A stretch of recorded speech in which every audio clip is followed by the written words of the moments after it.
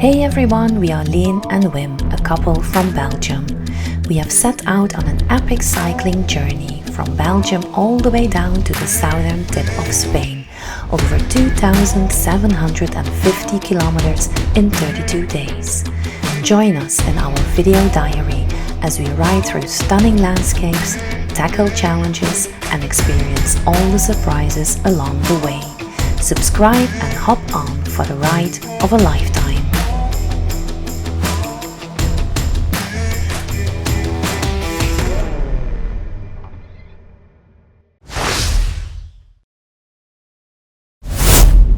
We start the day with bacon rolls and morning sun. In the café below our room, workers grab their breakfast and head off to their jobs. I follow their lead and we eat outside on the terrace. The rolls are warm and savory, exactly what we need. Our host is kind and welcoming. I'd give him 6 stars if I could. But the litter scattered around the terrace spoils the picture a little. Not his fault, that much is clear. We have only just entered Spain and we hope this isn't the norm. Just a rough first impression, one we'd love to see proven wrong.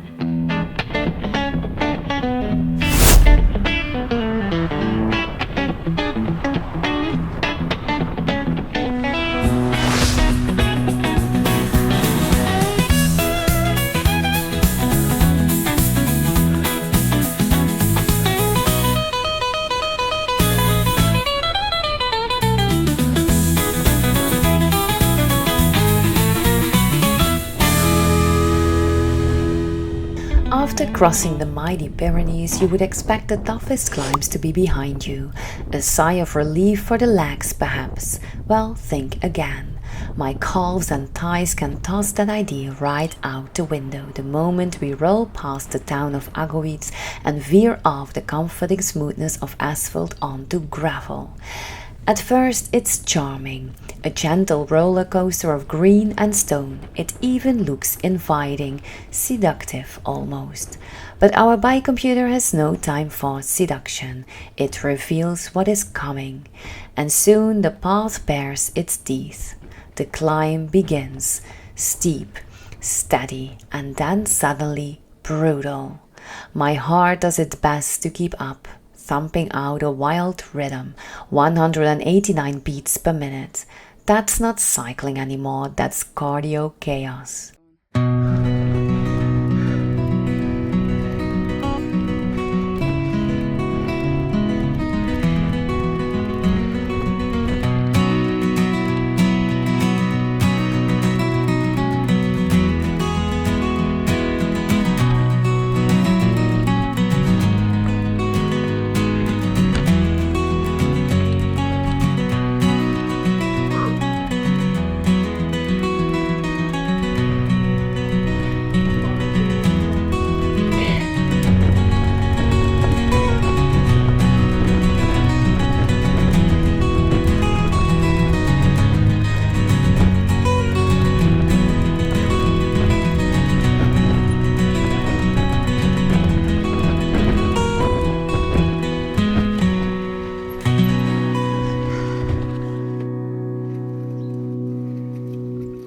And then finally the summit, and with it the smile. Wide, honest, a grin pulled straight from the soul. It is stunning up here, unseen beauty, wild and quiet. Once again it proves what every cyclist secretly knows. Climbing hurts, but it always rewards. My.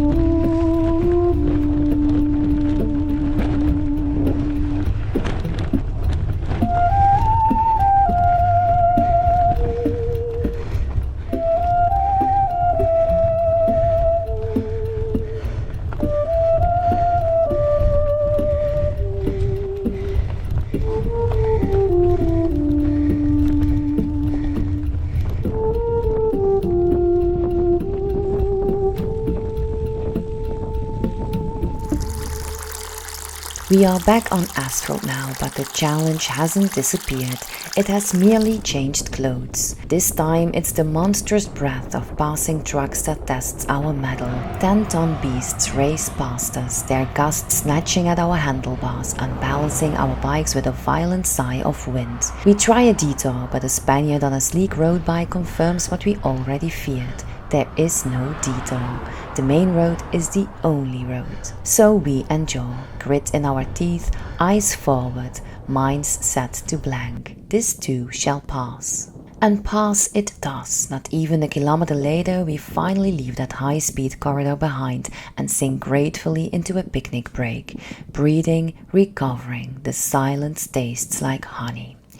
In the distance, diggers scrape and claw at the earth. Even here, where we sit, a slice of soil has been cleanly shaved away. Are they cleaning contaminated ground, or, my personal favorite, unearthing the forgotten bones of a medieval city?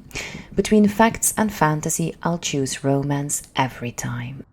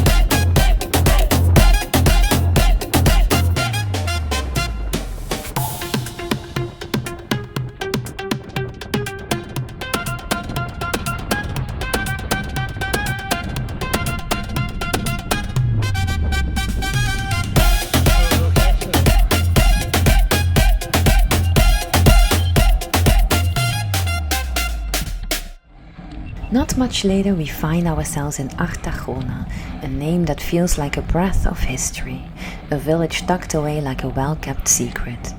We roll into its center, narrow cobbled streets, quiet stone houses, and ancient walls that seem to hold centuries of stories. It's like cycling through a still moment in time. The heart of it all, El Cerco de Artaona, a fortified hilltop built by French monks in the 11th and 12th centuries. 14 towers once stood guard, 9 remain, weathered by time but standing proud. Near the old church we spot a small water tap, and honestly I have never refilled water in a place that felt more sacred. As Wim fills them, people dressed in white with red scarves or sashes begin to appear in the streets. A little further on, the village seems to be gathering. There's clearly something going on, a celebration in full swing. We'd love to stay, but the road is calling, and today it still asks a lot.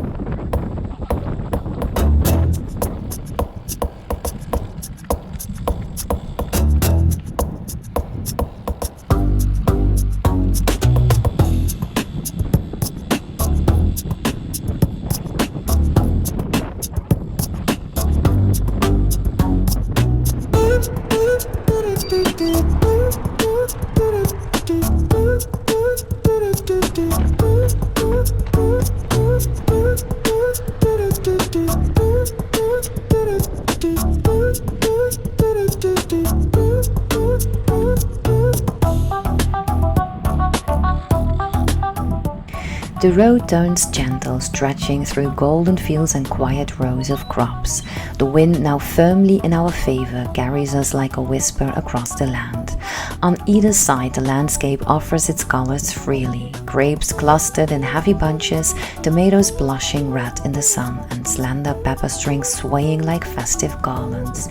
It all looks ripe for the taking, but we ride on, content to look, not touch.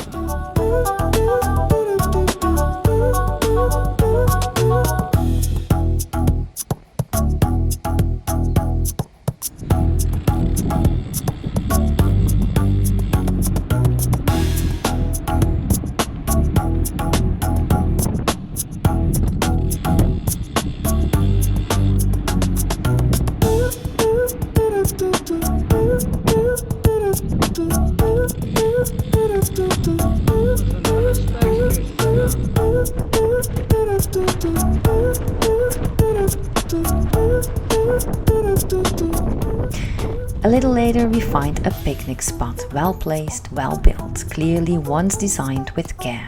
Solid benches, broad tables and the soft rustle of leaves overhead. It should be a place to rest, to breathe, but its beauty is blurred. Around us the ground is sprinkled with waste. Bottles, wrappers, scraps of yesterday's carelessness. We have only just arrived in Spain, yet already we have seen it more than once. Litter dropped as if it belongs, as natural as gravel on a path.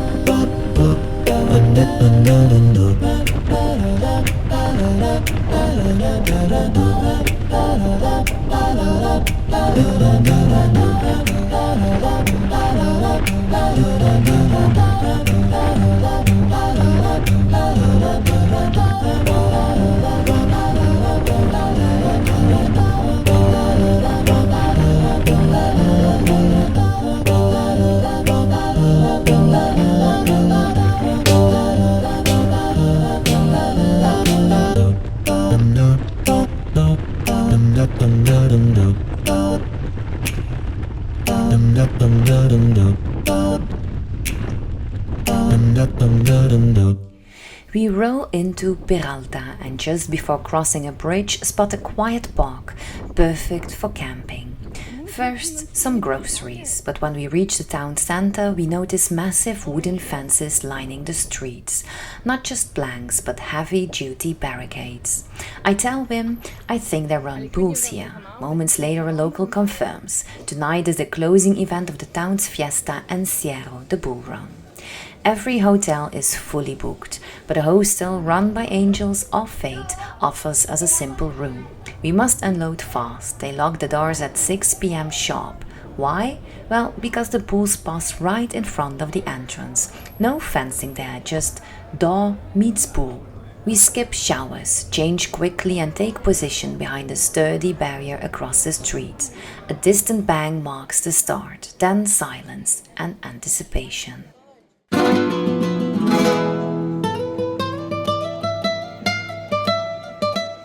The first bulls charge into view, confused, alert, unsure.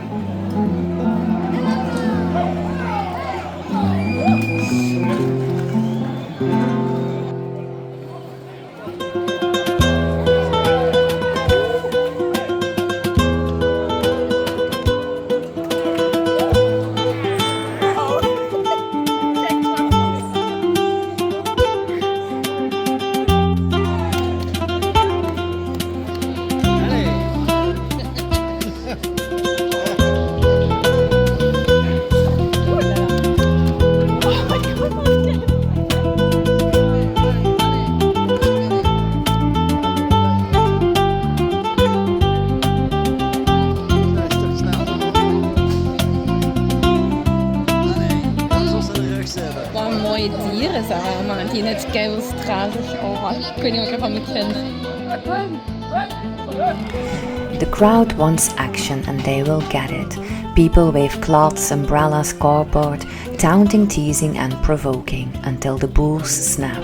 The crowd roars. Would-be matadors leap over fences with gymnastic urgency. One brave or foolish soul spins circles around the bull, dodging horns by millimeters. The beast slips on slick tails, which might just be the reason that man lives to tell the tale.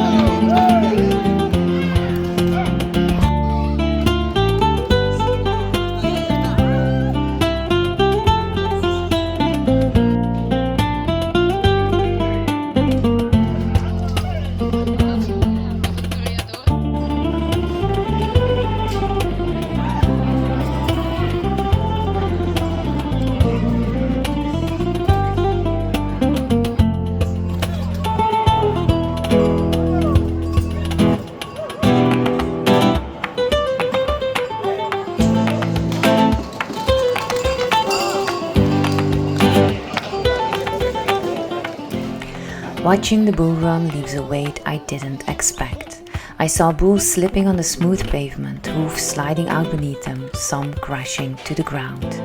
Their eyes, wild, confused, overwhelmed, spoke louder than any roar of the crowd. Two men even struck them with sticks, trying to push them forward. It's hard to call it harmless, no blood perhaps, but the distress was written all over their bodies. This wasn't sport. It wasn't tradition in its purest form. It felt more like panic disguised as entertainment. And even after the dust settles, the feeling doesn't quite let go.